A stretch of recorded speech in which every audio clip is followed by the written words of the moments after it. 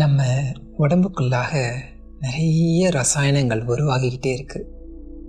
அந்த ஹார்மோன்ஸ்குள்ளாக முக்கியமாக என்ன சொல்லுவாங்கன்னா ஹாப்பி ஹார்மோன்ஸ் அப்படின்னு ஒன்று சொல்லுவாங்க. ஹாப்பியாக தான் இருக்கிறதுக்காக தான் பிறந்திருக்கோம்.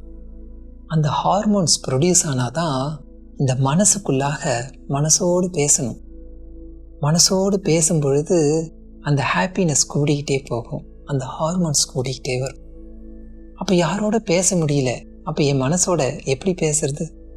வேதாத்ரி மகரிஷி கூடி தவம் செய்யுங்க, பஞ்சபூத நவகிரக தவம் செய்தோம்னா அதில் பலவிதமான கோள்களோடெல்லாம் கூடி செய்யும் பொழுது அங்கிருந்து ஒரு அலை வருது பாருங்க. அந்த அலையோட தவம் செய்யறதுல இந்த ஹாப்பி ஹார்மோன்ஸ் நிறைய பொங்குமா. செய்து பார்க்கலாமே. வாழ்க வளம். பஞ்சபூத நவகிரக தவம்.